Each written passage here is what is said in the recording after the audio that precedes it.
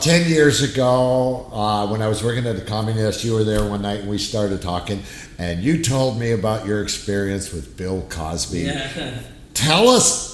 I remember parts of it. Yeah, I opened for Cosby years before the whole rape. The whole thing, yeah. Nobody knew about it at that point. No, yeah. and actually, whenever I used to talk about him at the time, I remember people would get angry at me because they were like, because he was a dick with me. And then people were like, no, Cosby, they were like, no, Cosby's super nice. And then they tell people, Mike Ward's a fucking asshole, he's talking shit about Cosby.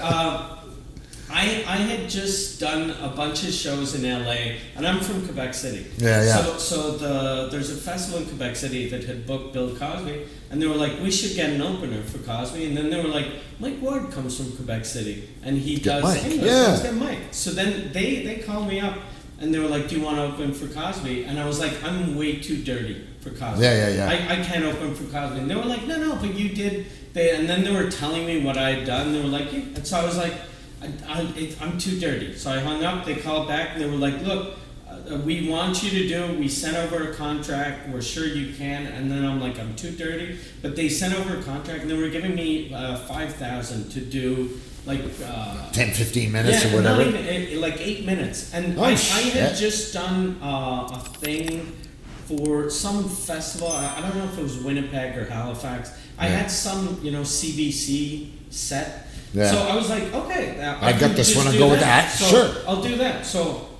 I signed the contract, sent it back. They call me back like 20 minutes later, and they're like, you can't open for Cosby, you're too dirty. And I was like, I told you. And I was like, but we have a contract. So I wasn't a dick about it, but I was I tried to warn you, but we have a contract, and I'm going to be clean, don't worry. So Cosby's people, when they found out about me, the Cosby's manager at the time Googled me, and or actually before he Googled me, he wanted my my biography, my CV. So I told my manager, I said, write up like a fake, like use real things, but just make me lighten it up. Yeah. Because my CV at the time, like my bio was, he's been on the Nasty Show, he's done this, and it was always nasty, dirty. So I was like, get rid of the Nasty Show. I had just played for the troops in Afghanistan. I was like, write that, it makes me look patriotic. I had done a show at the Olympic Village during the Olympics, so for Radio Canada. So I was like, put that so it makes it look like, okay, I'm entertaining athletes and soldiers. I look like a good guy. And then, so he sends out the resume.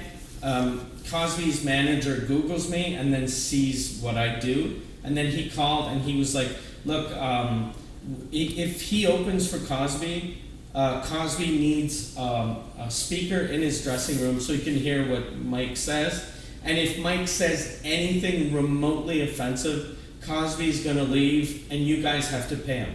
And he was getting paid 100 G's. So they were like, look, don't swear, don't. And I wasn't going to swear anyway. Yeah. But Cosby had like a speaker in his dressing room. Yeah. And then and backstage they were so nervous. They kept on coming up to me going, okay, don't be dirty, don't be dirty. Stop reminding me. Yeah, and then I just kind of fuck with them because I'd go up to them and I'd ask them, I'd be like, I've been doing a lot of shows in French, I haven't played in English in a while. I was like, is it fisting or fist fucking? and then I'd be like, it's okay, I'll figure it out. I got that one. But I was just fucking with them.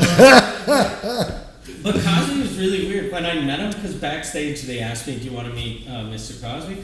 And I knew I'd never heard about the whole raping thing, but I heard that he used to cheat on his wife in the old days. And that whenever he'd go to a new town, he'd cheat on his wife. But as he was getting older, I heard instead of cheating, he used to eat junk food. So he'd eat whatever local junk food. So if he'd go to like Philly, he'd have a Philly cheesesteak. If he'd go to Montreal, he'd have like a smoked meat or puts in. So I asked him. I said, what did Cosby ask for food? And they were like, oh, he asked for a baguette and croissant. And I was like, what? I was like, I think he thinks he's in France. And they were like, no, he knows it's Quebec. And I was like, what, really? why would he have like a baguette, like a piece of bread? They were like, our baguettes are delicious. I was like, no, they're not. Like they're a baguette from Quebec City or a baguette from Boston tastes exactly the same, right? Or a croissant. It's not like I'm pretty sure he thinks we're in France. So then when I met him, there was a bunch of other people, and you'd go up to him, and then he'd ask you, he'd go, where are you from? Are you French or English? That was the question he'd ask. He'd go, are you French or English? And then people would go, I'm French. And then he'd start doing jokes about France. So he'd be like, he'd do jokes about France and about Paris, and the women have hairy armpits and blah, blah, blah. And then he asked one guy, and he goes, you French or English? The guy goes, I'm English. And he started doing jokes about the Queen and about the royalty. And I was like, oh, fuck, he thinks we're in France. So then when he asked me, are you French or English? I was like, look, I'm French, and I'm French Canadian and English Canadian. I'm both, because we're in Canada, which is, and there's both. There's French, and I kept on saying Canadian. Emphasizing it. I was like, French Canadian and English Canadian. And then he looks at me and he goes, I didn't ask for your life story. And I was like, oh, you